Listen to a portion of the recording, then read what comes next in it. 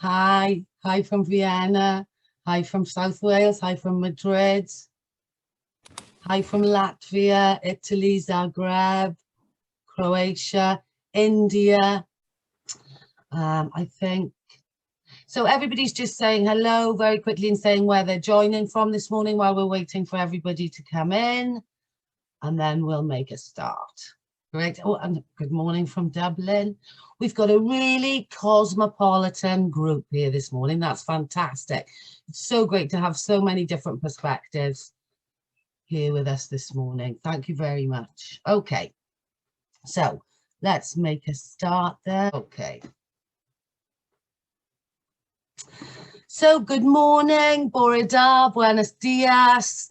Welcome to our first 2BDigital business breakfast.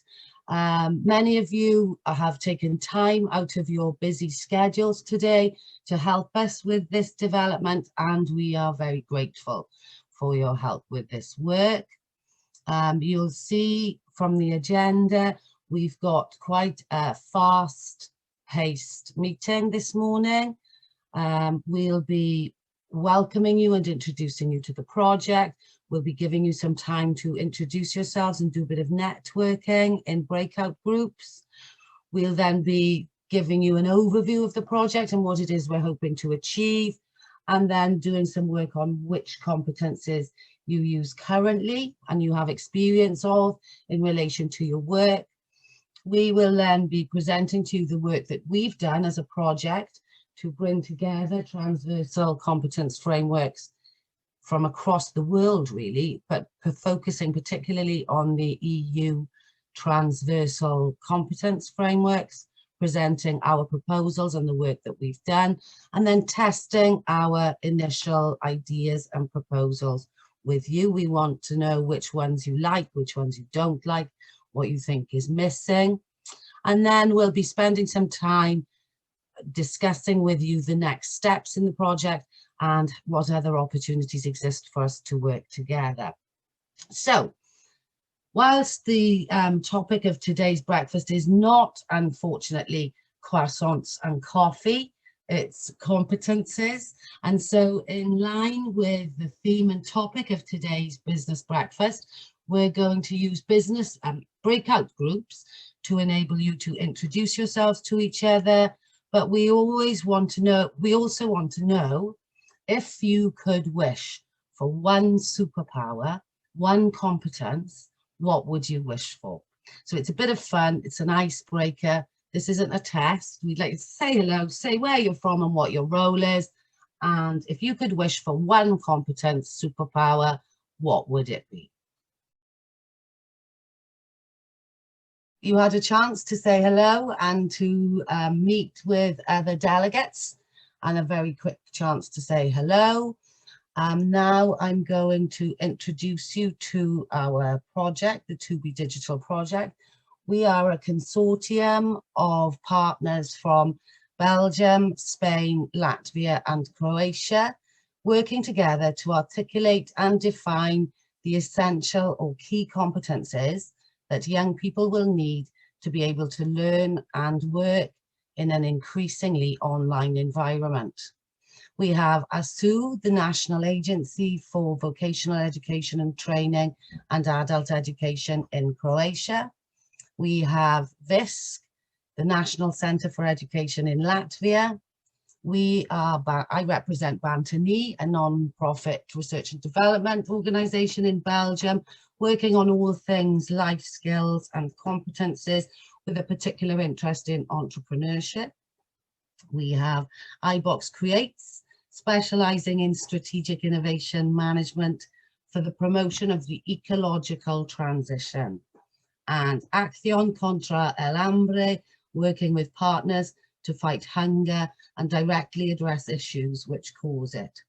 So we believe that as a consortium, we have a really exciting mix of competences and experience as organisations to collaborate and pull together the hard work completed by partners and the EU Commission to create one framework.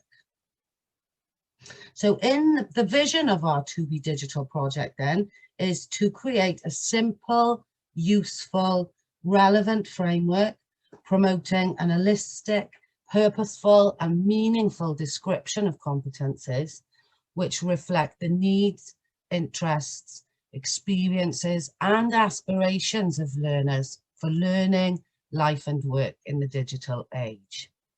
So the specific outputs of our project then will be firstly, a transversal competence framework to promote the development of these competences for learning and working in the new digital society.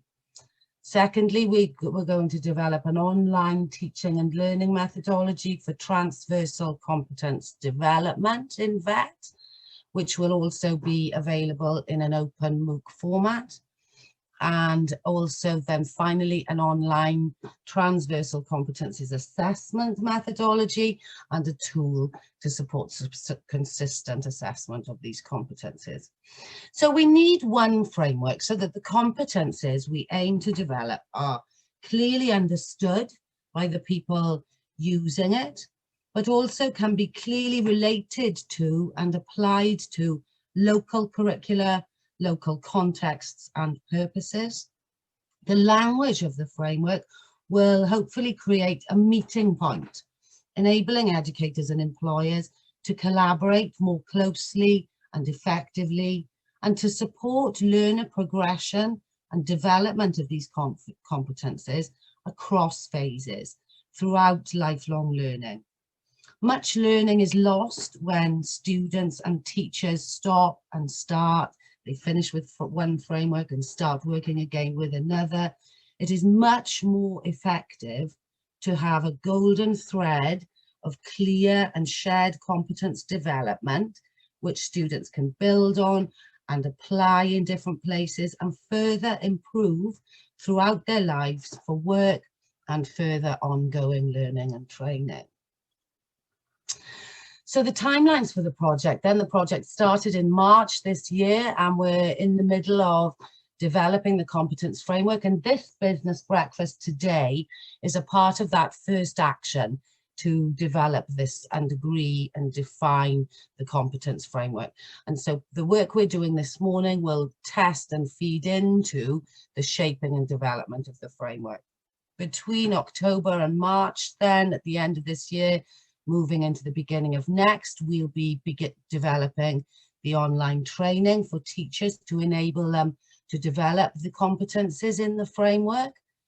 We will be piloting this training between January and July next year, with the first edition of the online course published in February 2023. But in the meantime, we will also be working on the development of the assessment methodology and the assessment tool. So transversal competences then, what are they and why do we need them? The concept or notion of transversal competences has grown from the recognition that there are a core set of skills or competences that people need and use across all phases and different parts of their lives. Many people refer to these skills as soft skills or employability skills. There's lots and lots of different words used to mean the same things here. For example, in my teaching career, I have used very many skills and competence frameworks, variously called things like core skills, key skills, common skills, integrated skills, and in Wales more recently, essential skills. Now, in the European context, these skills have come to be called transversal competences. The competences are transversal because they can be applied to multiple purposes and contexts at different ages and in different places. They're transversal because they are relevant everywhere. The term competence, rather than skill, aims to be clearer than the term skill in that the word competence is broader. The word competence includes skills, knowledge, attitudes and values combined and applied together to achieve specific tasks or aims. So this is why we use the terms transversal competences. So why do we need them then? Recent events and the pandemic have made it very clear to people that the world is volatile, uncertain, complex and ambiguous. And how can we prepare our young people for life and work in a world like this? As teachers and employers, how can we plan and manage learning continuity? How do we keep going with long-term goals while at the same time having to deal with unforeseen daily challenges? We need a framework offering a structure within which to explore the competencies needed for success in this sort of fast-paced, changing environment. In order to effectively prepare young people for life, we believe that educators must help them to be ready with a toolkit of competences, behaviours, attitudes and mindset, if you like, to meet these challenges head on. Fostering these competences is not only a question of preparing students for the future within the complex economic environment, it is also a means of fostering personal and social development so that students have the skills to work with others, creativity to suggest solutions to problems we in many cases have never faced before. And for new problems, we need new thinking. We need creative and innovative ideas. Students, through developing their competencies, can reflect on their own strengths, interests and aspirations. We're hoping that the transversal competence framework will develop a can-do attitude to turn ideas into action, to help learners be resilient to handle setbacks and apply financial literacy and numeracy skills in the real world, developing the ability to communicate their ideas to different audiences and to contribute to the community as active, responsible citizens. We want to develop a framework of competences that support a more relevant curriculum, that improve student motivation and increase opportunities to engage with the community and the world of work.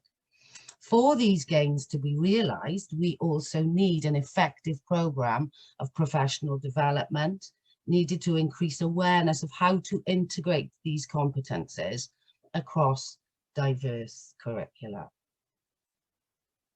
So it's our next Hive Mind breakout group. Now we want to pick your brains and for you to take some time to think about competences that are important to you in your workplace. How do you deal with competence or performance management? What frameworks and competences do you use in your work? So for the next discussion session in the breakout groups then, we'd like you to share with each other which competences are important to your work, and as a group, record the essential competences mentioned in your discussions in the chat. So are there any questions about that task before we go into groups? Hi, welcome back. Thank you, everybody. I hope you had enough time to share and discuss the competences important to you in your workplaces. Thank you very much. Anybody want to report back anything, any findings? Have you had the chance to type the competences into the chat? Was there a general consensus? Are you all talking about the same sorts of competences or were they very different? Sorry. Yeah, Hazel, in our case, I think we pretty much agreed. We've shared them through the chat. But, excellent. That's great. Lovely. Good. Thank you. I think all of us were almost on the same page when we're talking about competencies, and most of us were almost talking of the same competencies one way or the other. So, yes. We found a challenge to measure them. That was one of the biggest challenges. Yes, yes. Well, thankfully, we're going to be making an assessment tool, aren't we? And it's an assessment framework as a part of this project to help you in this endeavour. So we'd be really grateful when the time comes if you'd help us to test our developments and try things out, and do these tools meet your needs? So hopefully this will be the start of us doing some more work together and helping us further. Okay, so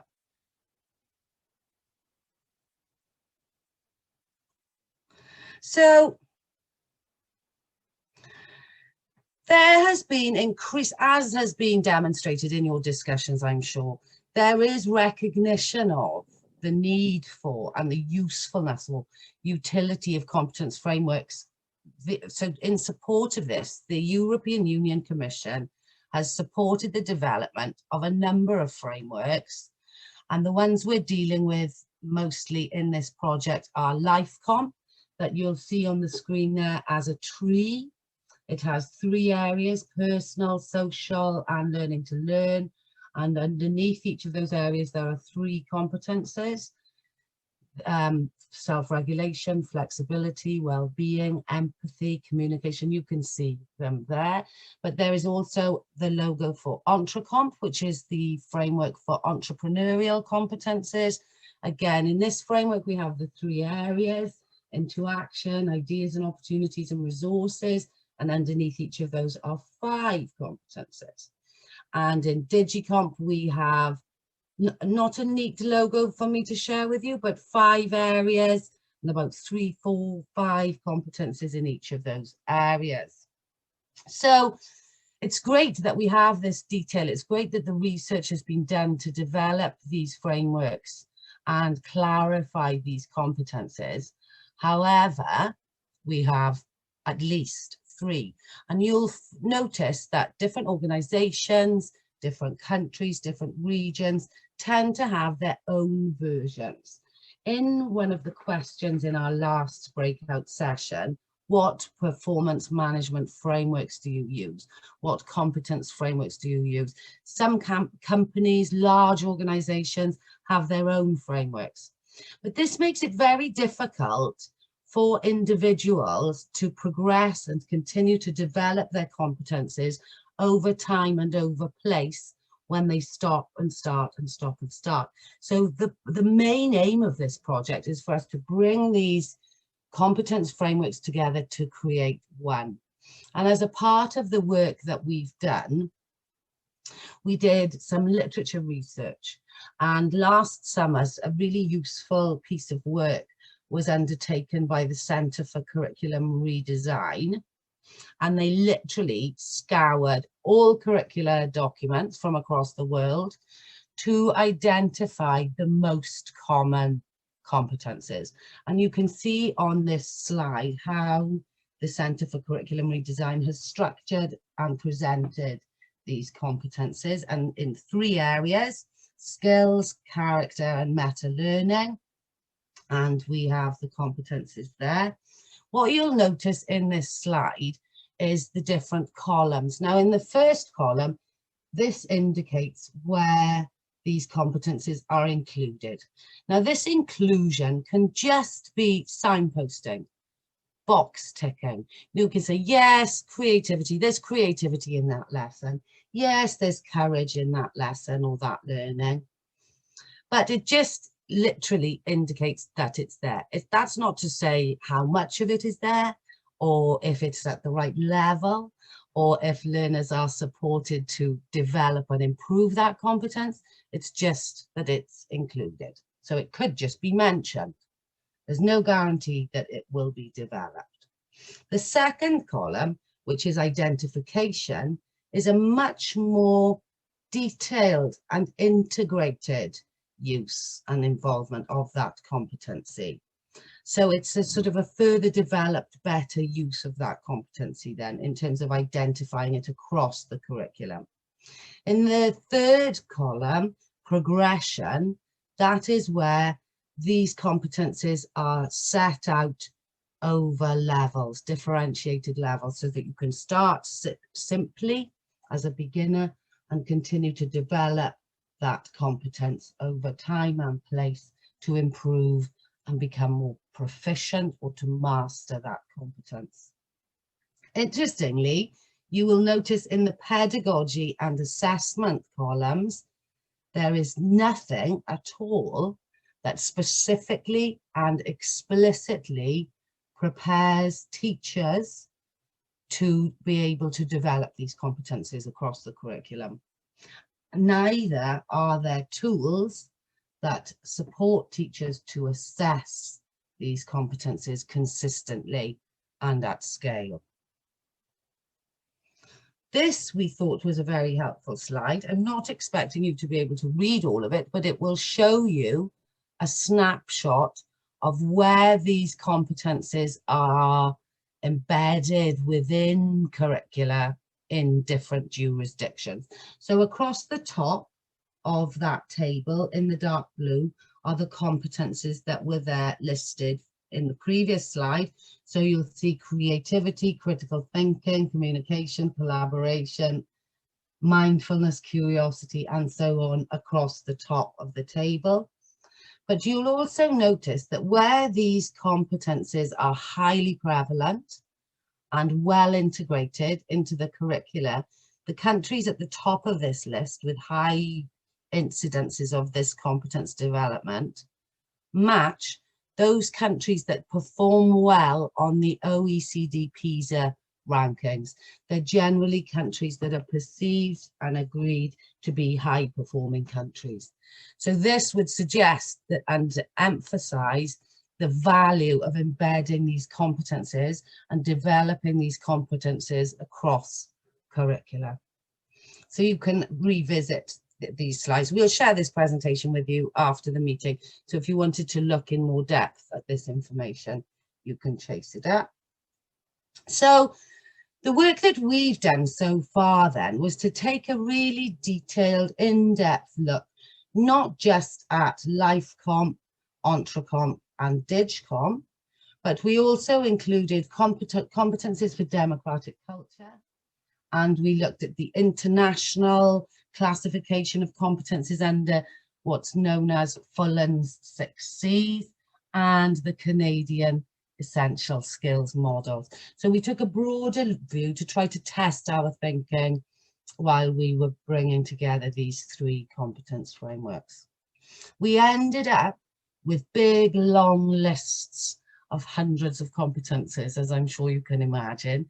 So we undertook a number of different presentations or diagrams or ways of organizing these competences, if you like, bearing in mind that our goal is for it to be simple, relevant and useful.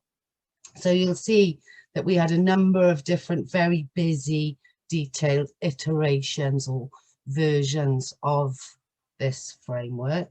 But what we came up with as a first proposal is the model that you can see in the slide. So we have organized the competences under 5 headings or areas, if you like, and these areas correspond with the ESCO competences. And we did a lot of testing around this organization by making sure that whichever framework we were looking at, that framework would map very clearly and very easily to the organization and the presentation of the competences that we've come up with here. Now, we're interested in giving you a couple of minutes to have a look at this, but what we'd like to do is to record your responses to it. So on, we've got a mural. So I'm going to be sharing this mural with you shortly before returning to this model so that you can see it. But what we're interested in is if you think, when you look at this model and these 5 areas and the 3 competences which sit underneath each of those areas to create the 15 competences that we've come up with as a first draft or first iteration, we want you to think about, is there anything missing? First of all, is there anything we've missed out? Are there any gaps? But we're also very interested to find out what you think are the strengths of this particular model and presentation? What do you like about this model? But also, and perhaps more importantly, what are the weaknesses of this model and presentation? What don't you like about it? So I'm going to put the mural link in the chat. Because we had colleagues from Canada very interested in helping us and contributing to this mural. Unfortunately for them, our time would have been something like 2 o'clock in the morning. So we decided it probably wasn't helpful to have them get up in the middle of the night to help us. So we will be having another little focus group with Canadian colleagues, which will create an opportunity for us to invite other organisations suggested here so that we can include their contributions also. That's great. Okay. Thank you very much for those contributions.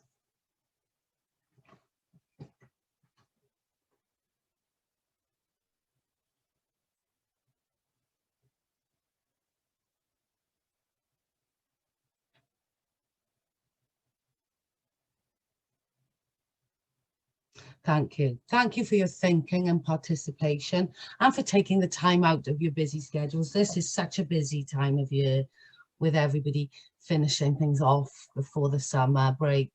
So we really are grateful for your contributions. We really think it's essential for us to capture the real world views of what's needed here. You know, that's fantastic.